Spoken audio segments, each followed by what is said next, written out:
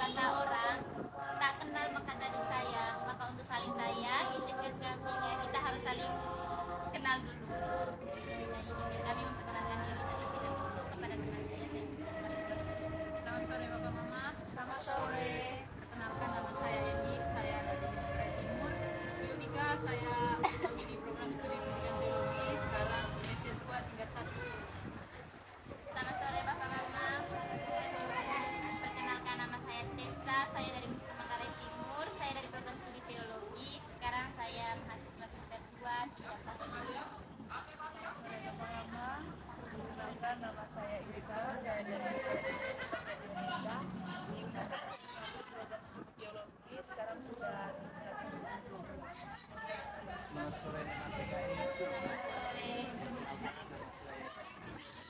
Saya dari Manggarai Timur. Saya salah satu mahasiswa dari Universitas Studi di program studi pendidikan biologi sekarang semester 2 tingkat 1. Sekian perkenalan singkat dari kami Bapak Mama. Sebetulnya kami juga ingin Bapak Mama memperkenalkan diri satu persatu, tapi karena kita dibatasi waktu, maka mungkin sebentar setelah selesai KTKC ini kita bisa mengobrol-ngobrol sedikit. Bapak Mama, sebelum kita masuk ke kegiatan KTKC kita yang sesungguhnya, izinkan saya memperkenalkan terlebih dahulu apa itu KTKC. KTKC ini tidak mungkin bagi sebagian orang asing di telinganya, tapi bagi sebagian orang juga sudah akrab di telinganya. Tetap saja saya akan menjelaskan apa itu KTKC. KTKC ini adalah salah satu kegiatan sharing iman, sharing cerita. Di sini kita bisa saling berbagi cerita atau dalam bahasa gaul yaitu bisa curhat Bapak Mama. Nanti di sini juga ada cerita. Ketika kami selesai membacakan cerita ini, kami akan mengajukan beberapa pertanyaan untuk Bapak dan Mama. Nanti Bapak dan Mama bisa juga mengkaitkan pertanyaan ini dengan atau merefleksikannya dengan kehidupan Bapak Mama sehari-hari. KTKC, walaupun KTKC kami adalah bukan berarti Bapak dan Mama bisa bersifat tegang. Bapak Mama bisa santai, relax, dan bisa juga sambil minum, sambil makan dulu. Untuk Bapak-Bapak juga bisa sambil rokok, begitu juga dengan Bapak bisa sambil makan sedikit. Tapi kami juga ada bacaan ini, yang bacaan ini kita diminta ini dari semua kegiatan kita. Untuk Bapak-Bapak sebentar bisa matikan akhir terlebih dahulu. Kita sama-sama mendengarkan firman Tuhan, itu juga di pengalaman. Untuk tidak memperpanjang waktu, saya langsung saja pada tema KTKC kita pada malam ini. Pada sebelumnya, KTKC ini didasari oleh semangat Sinode 4 Kehidupan Rutin. Kita diajak untuk berjalan bersama. Pada minggu sebelum atau pada pertemuan sebelumnya, tema KTKC-nya itu diambil dari tema pertemuan pertama tentang judi online. Nah, pada kesempatan kali ini kami mengambil tema pertemuan kedua tentang melawan kekerasan terhadap anak. Saya rasa tema KTKC ini mengajak kita sebagai orang tua untuk mendalami peran kita, bagaimana kita memberikan teladan yang baik dan juga bagaimana kita menjaga anak kita dari kekerasan-kekerasan yang akan dijelaskan nantinya dalam tema yang akan saya bacakan. Yang termasuk anak-anak di sini, Bapak Mama, adalah mereka yang masih di bawah umur 18 tahun. Pada masa ini merupakan masa emas bagi anak-anak. Masa ini anak-anak menikmati kebahagiaan, kebebasan, dan juga menikmati kehidupan tanpa beban. Kita juga mengalami pengalaman yang sama. Dulu ketika kita masih kecil, tentu saja kita pada masa ini kita tidak memiliki beban. Kehidupan berjalan seperti itu. Kehidupan berjalan seperti biasanya. Yang ditekankan di sini adalah bagaimana kekerasan yang terjadi di lingkungan keluarga, lingkungan sekolah, dan juga lingkungan masyarakat terhadap anak-anak. Tema ini diangkat menyadari bagaimana situasi kehidupan anak-anak, bagaimana anak-anak mengalami berbagai tantangan di masanya. Anak-anak seringkali mengalami tindakan kekerasan baik itu fisik, seksual, maupun juga kekerasan psikis. Kekerasan ini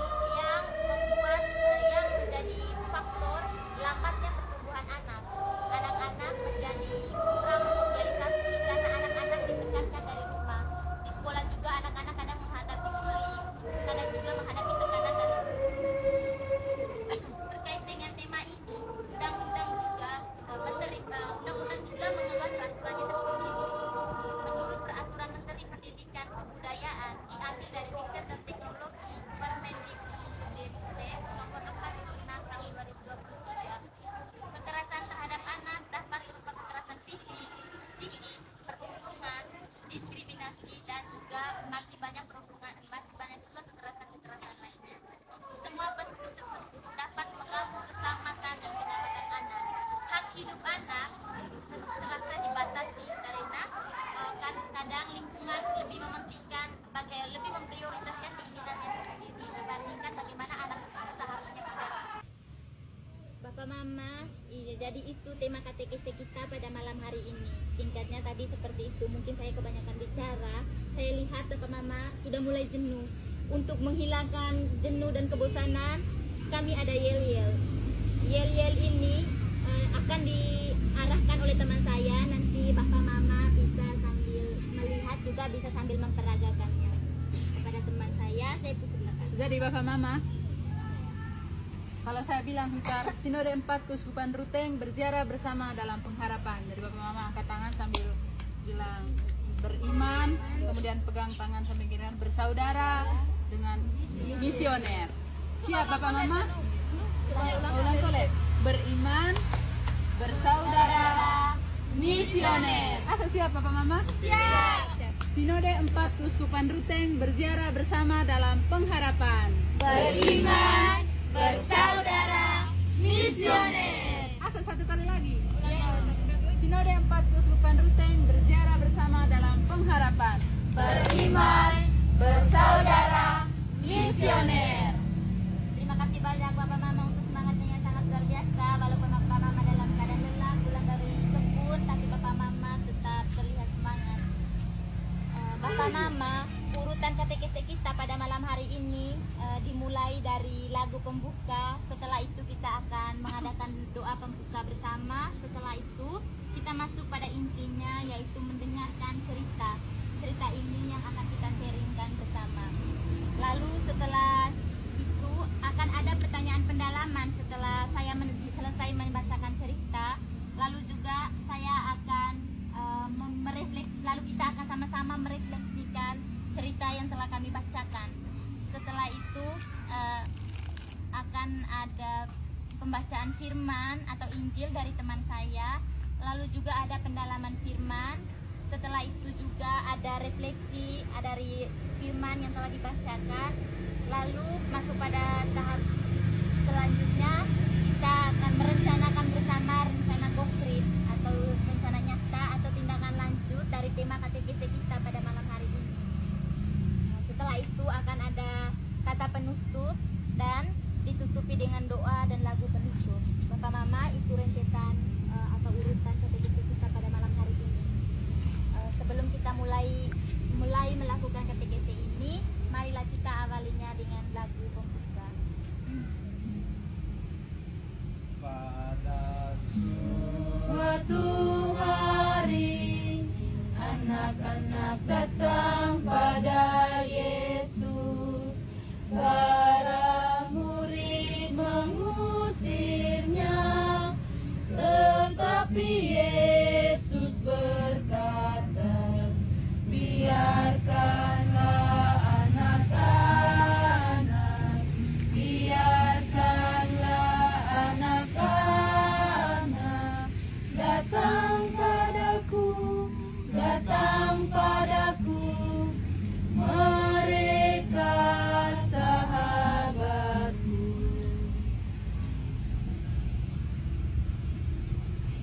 Bapak Mama, marilah kita sama-sama menyiapkan hati yang pantas untuk berdoa.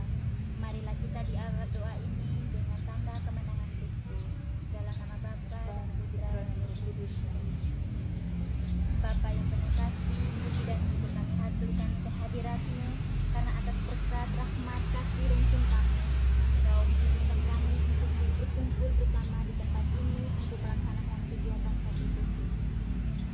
Dampingi kami pada kesempatan ini.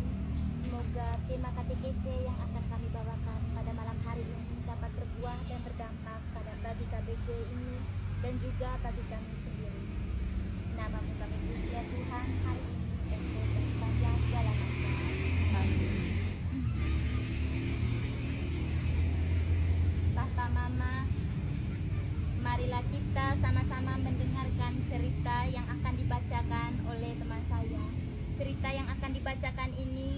menjadi inti dari tema dari katekese kita pada malam hari ini. Bapak dan Mama, kami meminta perhatiannya untuk mendengarkan dengan seksama cerita ini. Setelah pembacaan cerita, nanti akan ada pertanyaan pendalaman dari kami semua. Pada teman saya persilakan. Baik Bapak Mama, dari judul ceritanya Di Balik Pintu yang Tertutup. Di sebuah lingkungan yang tenang dan nyaman di pinggiran sebuah kota kecil, hidup seorang anak laki-laki bernama Manus.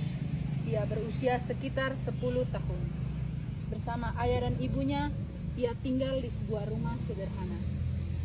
Setiap pagi, ia berangkat ke sekolah seperti anak-anak lain, meskipun seringkali ia datang terlambat dan tampak lelah. Dulu, Manus dikenal sebagai anak periang dan senang bergaul. Tapi kini ia jarang berbicara, sering menunduk, mengucilkan diri, dan hampir tidak pernah terlibat dalam permainan bersama teman-temannya.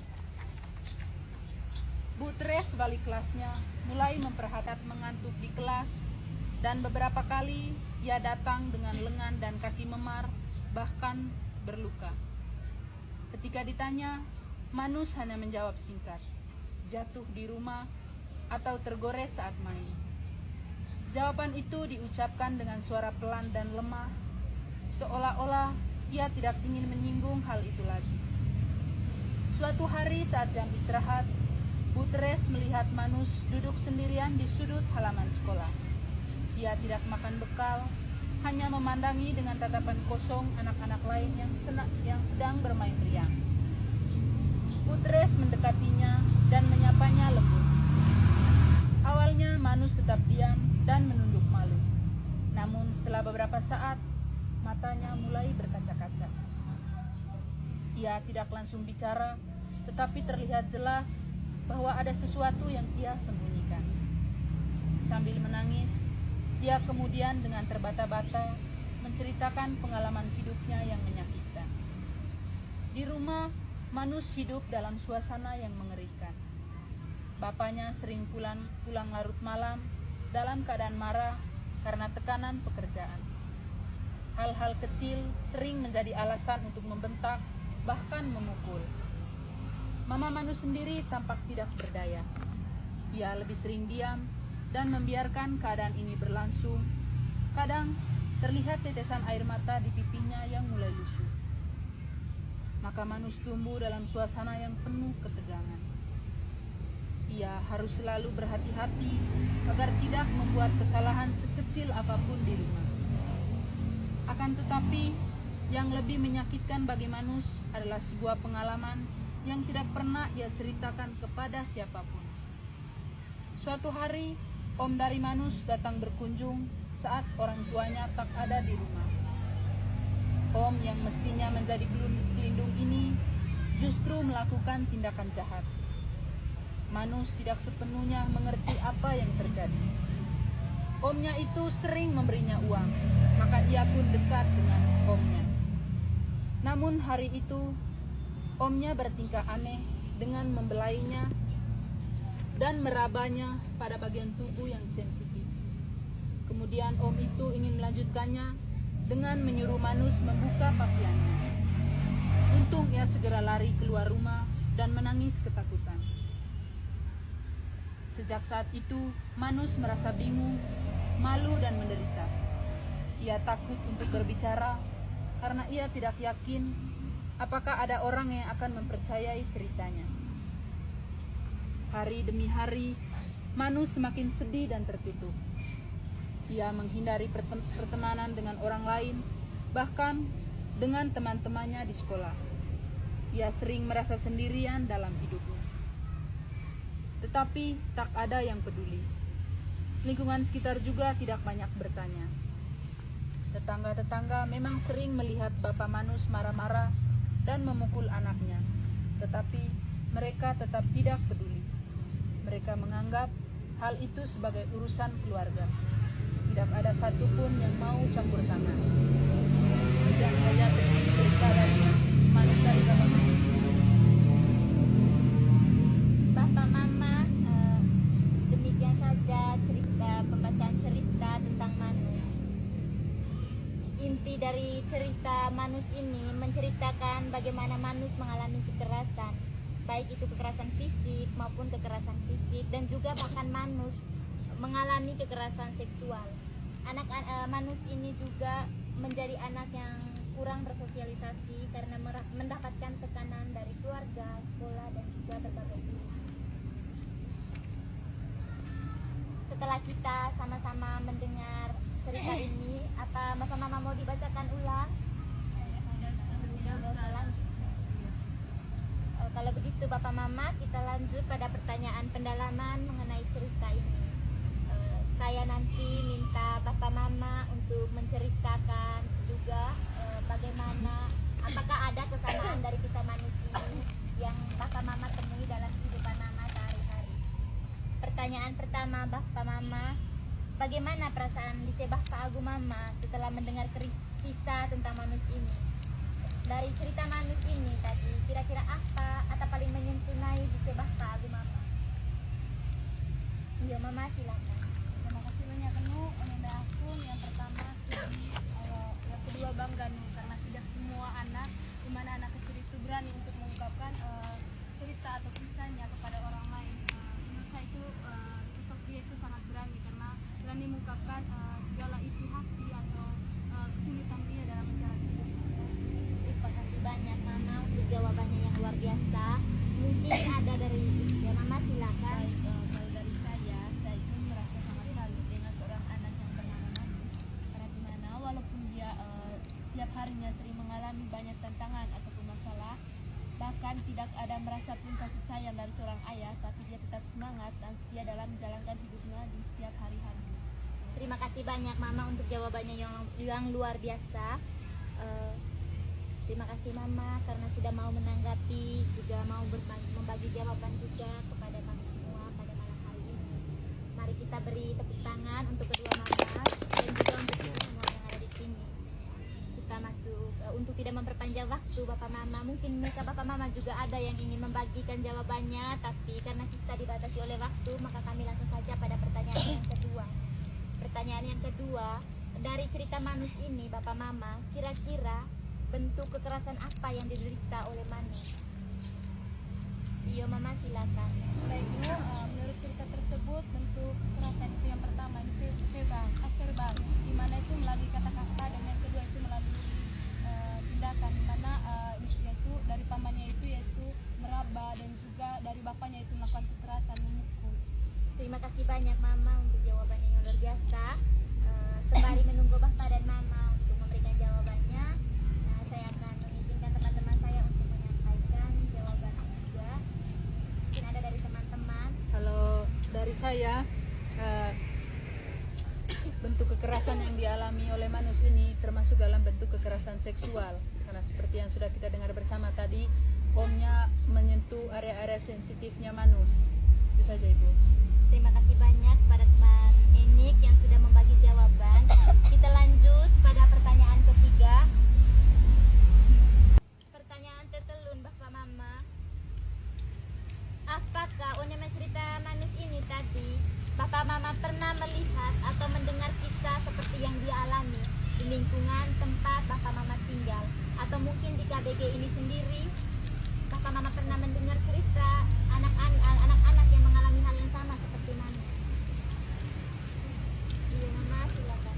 Menurut cerita mengacak one KBG Dami anakku memang dia terkenal juga tanu hamba, tidak migah mau memang bawahan dia, ternyata one keluarga disegah ya sering waktu.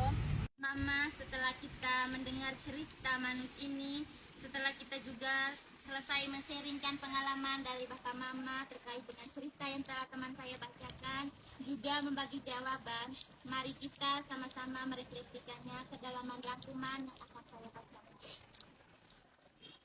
Kisah Manus merupakan kisah kita bersama, kisah anak-anak kita, atau juga bahkan kisah kita di masa lalu.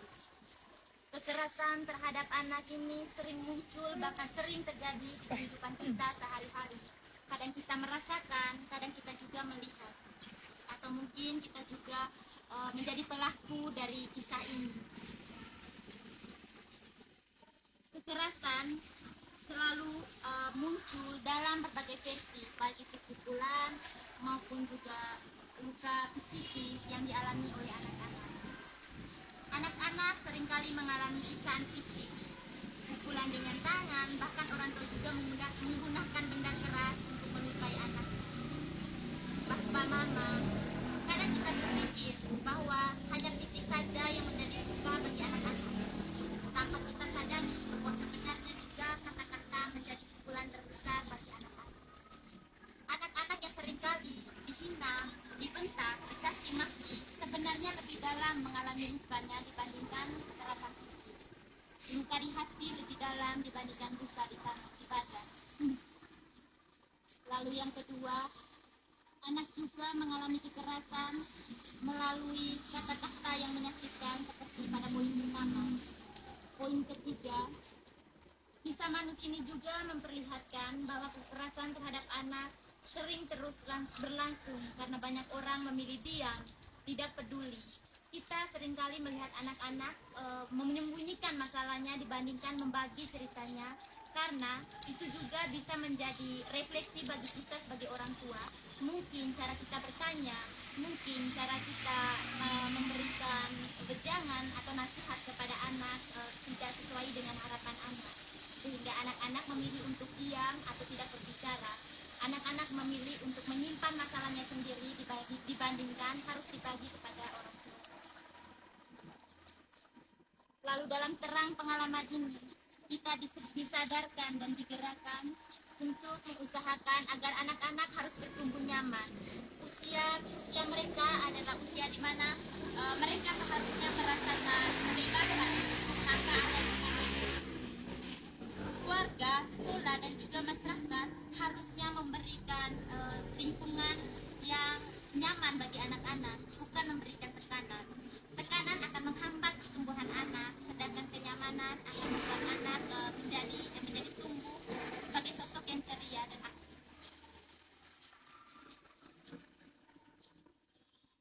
Lalu dalam hidup bersama, anak-anak juga memiliki hak dan kewajiban. Bapak Mama, demikian refleksi dari pendalaman cerita kita. Saya lihat Bapak dan Mama juga sudah mulai rasa jenuh dan juga bosan. Bapak Mama, asa kita lanjut dengan apa saja, dengan yel dulu naik supaya lebih semangat lagi.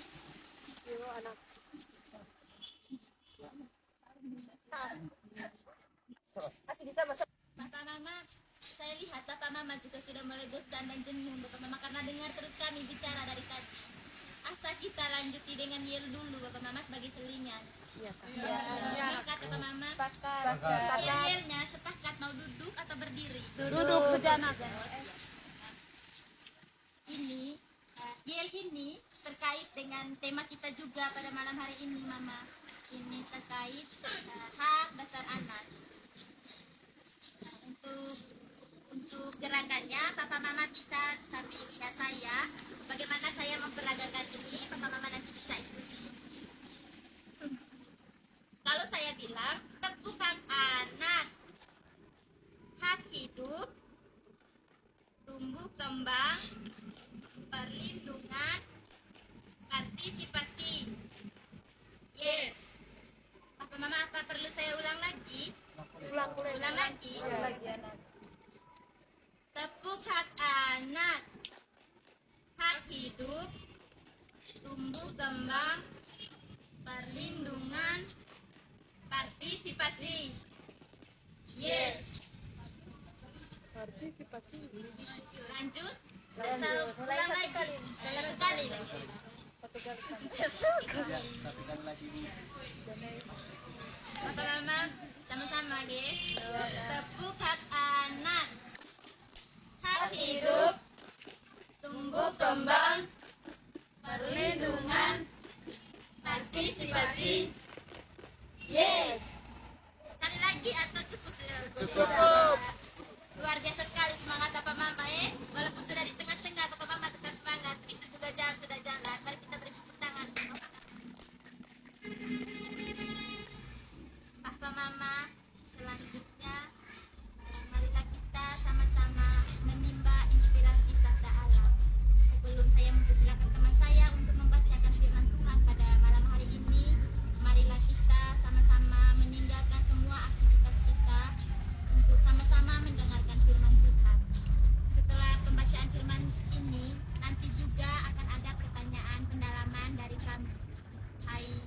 karena hana unia akahiyo itu pertanyaan, tetapi bukan hanya dicerita dari pertanyaannya, tapi juga di bacaan Injil ini akan ada pertanyaan pendalaman juga. Bapak Mama, mari kita sama-sama mendengarkan firman Tuhan dengan menghentikan segala kegiatan dan aktivitas kita. Pada teman saya bersedia. Tuhan bersama kita. Selama-lamanya Injil Tuhan kita Yesus Kristus menurut Matius. Dimuliakanlah namamu Tuhan. Pada waktu itu, datanglah murid-murid itu kepada Yesus dan bertanya, "Siapakah yang terbesar dalam kerajaan surga?" Maka Yesus memanggil seorang anak kecil dan menempatkannya di tengah-tengah mereka lalu berkata, "Aku berkata kepadamu, sesungguhnya jika kamu tidak bertobat dan menjadi seperti anak kecil ini, kamu tidak akan masuk ke dalam kerajaan surga. Sedangkan barang siapa merendahkan diri dan menjadi seperti anak kecil ini, dialah yang terbesar dalam kerajaan surga. Dan barang siapa menyambut seorang anak seperti ini dalam namaku, ia menyambut. Tetapi barang siapa menyesatkan salah satu dari anak-anak kecil yang percaya kepadaku, lebih baik baginya jika sebuah batu kilangan diikatkan pada lehernya, lalu ia ditenggelamkan ke dalam laut." Demikianlah Injil Tuhan. Terpujilah. Bapak Mama, kita sudah sama-sama Tuhan membacakan apakah perlu kita membaca bersama-sama? Jangan keganap. Untuk itu kita langsung saja pada pertanyaan pendalamannya. Saya lihat Bapak Mama sudah pertanyaan pertama, mengapa anak-anak begitu berharga dan istimewa di mata Yesus? Dari cerita dari firman yang bilang dari Injil yang telah kita dengarkan, mengapa anak-anak begitu berharga di mata Yesus? Yo Mama, silakan. Dari saya itu kenapa anak-anak itu begitu istimewa dan berharga di mata Yesus, karena mereka itu dinobatkan sebagai malaikat kecil. Ibaratkan mereka itu memiliki kerendahan hati, di mana dengan kepolosan mereka itu selalu menceritakan sesuatu itu berdasarkan fakta. Jadi Bapak Mama, setelah kita sama-sama mendengarkan firman Tuhan, kita juga sudah mendalaminya bersama-sama, kita juga sudah membagi cerita, membagi jawaban juga. Sekarang kita masuk pada pendalaman atau lebih dalam lagi, kita sama-sama merefleksikan firman yang telah dibacakan. Sabda Tuhan dalam Matius bab 18 ayat 1-6 memperlihatkan bahwa anak bukanlah pribadi kecil dan tidak penting di hadapan Tuhan, melainkan justru berada dalam lubuk hatinya yang paling dalam. Lebih dari dalam Injil, Yesus menuntut perubahan sikap dan perilaku. Tidak hanya siapa yang menyambut seseorang, atau bukan hanya perubahan cara pandang, tetapi bagaimana dia menyambut seorang anak, bagaimana juga dia menyambut dirinya sendiri. Ini menandakan ada relasi antara orang tua dan anak, lingkungan dan anak, baik itu lingkungan keluarga maupun lingkungan masyarakat.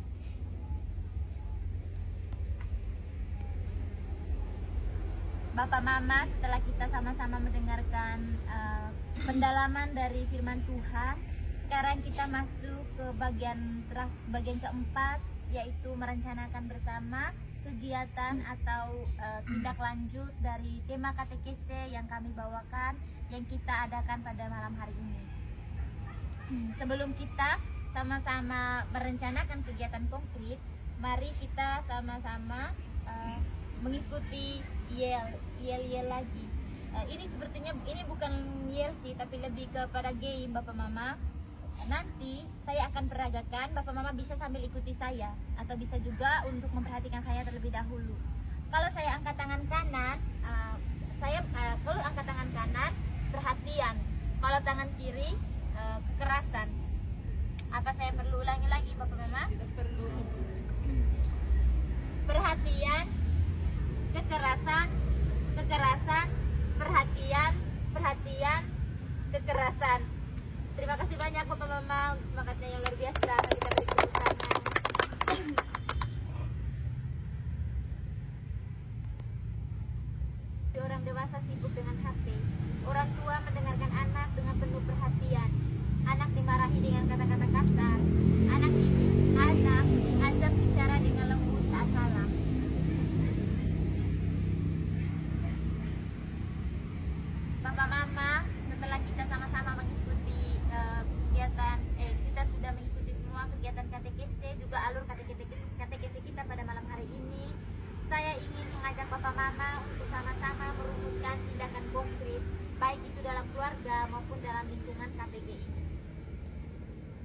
pertanyaan saya, apa saja bentuk kekerasan yang tidak ingin Bapak Mama lakukan kepada anak Bapak Mama? Menurut saya tindakan atau kekerasan yang tidak kami ingin lakukan kepada anak itu yang pertama itu contohnya kekerasan melalui pukul, yang kedua itu secara verbal atau non verbal, di mana verbal ini melalui kata-kata yang menyakit atau menyinggung hati anak-anak sehingga mereka merasa beban dan merasa dikucilkan dari keluarga. Terima kasih banyak Mama untuk jawabannya yang luar biasa. Mungkin ada dari bapak-bapak juga yang ingin menambahkan. Terima kasih. Untuk tidak memperpanjang waktu juga, kita lanjut saja pada pertanyaan yang kedua. Kira-kira apa saja yang ingin Bapak dan Mama lakukan untuk mendidik anak dengan penuh kasih sayang atau cinta? Dari saya cara mendidik anak dengan cinta itu yang pertama itu membebaskan mereka, di mana dalam bebaskan ini bebas mereka untuk memilih hal apa yang mereka inginkan. Contohnya di masa depan hal apa yang mereka ambil atau inginkan untuk masa depan mereka, contoh cita-cita mereka, sehingga kami orang tua tidak boleh membatasi atau mau apa yang kami inginkan untuk memaksa mereka untuk memuaskan keinginan kami sendiri. Dan untuk anak-anak yang masih di bawah umur atau sekitar umur SD, kami itu mengajak atau membebaskan mereka untuk mengikuti organisasi, di mana organisasi ini salah satunya kami untuk membebaskan mereka untuk mencari jati diri dan juga mengembangkan potensi dalam diri mereka sendiri.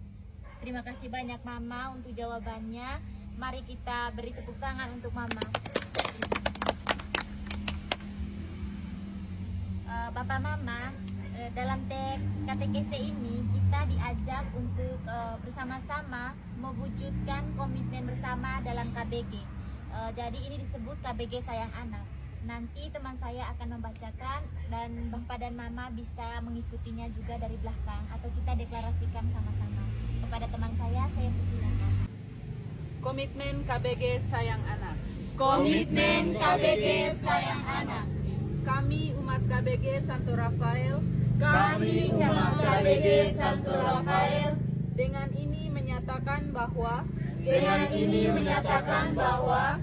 mulai sekarang kami akan berusaha dan berjanji menjadi KBG yang sayang anak dengan mencintai dan mengasihi anak kami apapun kondisi fisik dan mentalnya, memastikan anak kami sehat dengan mengkonsumsi makanan yang sehat, mengantar anak balita ke posyandu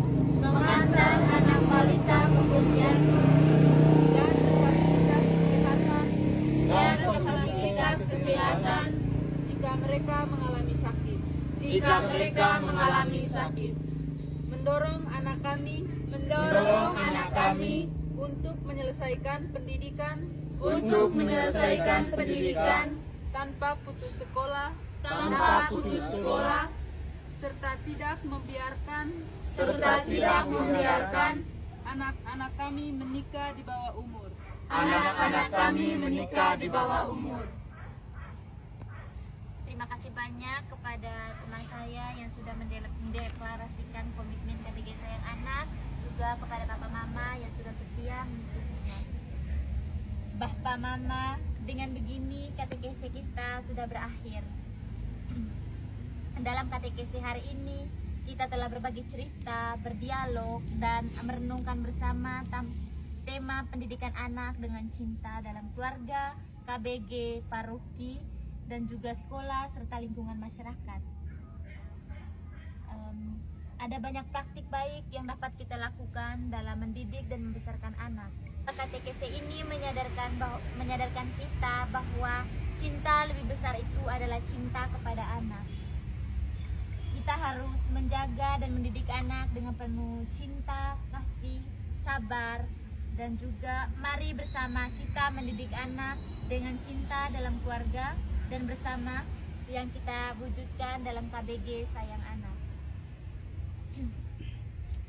Sebelum kita menutupi kegiatan KTKC ini, izinkan saya mewakili teman-teman saya dari Unika menyampaikan permohonan maaf sebesar-besarnya lah sangget goetami yang mungkin tidak berkenan di hati Bapak dan Mama. Begitu juga tingkah laku kami selama mengikuti kegiatan KTKC ini. Dari hati yang paling dalam kami memohon maaf, dan juga sekali lagi saya mengucapkan terima kasih banyak untuk Bapak dan Mama yang masih setia sampai di akhir. Mari kita tutup kegiatan ini dengan doa.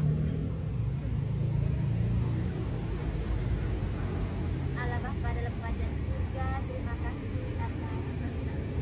atas rahmat dan anugerah kami, sehingga KTKC kami pada malam hari ini telah berakhir.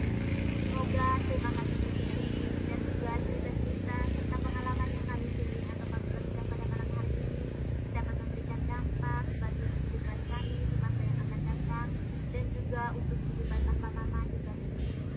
Di Kau kami puji hari ini, esok, dan sepanjang segala masa. Amin.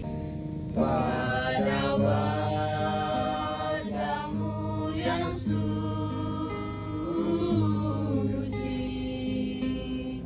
matamu nampak bening sejuk lembut. Kau pandang pada apimu berdoa, oh Bunda penolong abadi. Engkau pangku anakmu, Yesus Putra Allah,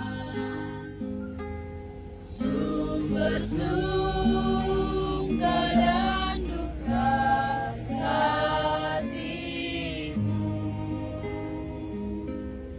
Hanya Engkau sendirilah yang tahu pahit dan manisnya hidupku. Terpujilah keluarga kudus Yesus Maria dan Santo Yosef Sampai selama-lamanya. Amin. Sabar. Cek.